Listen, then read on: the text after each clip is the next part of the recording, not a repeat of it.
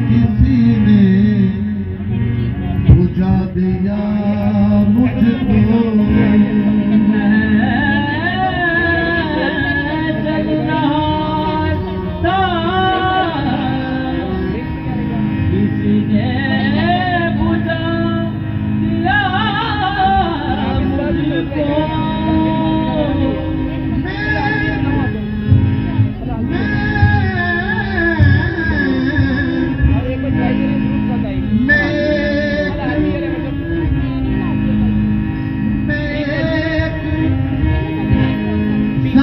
बुलंदी को छूने निकला था,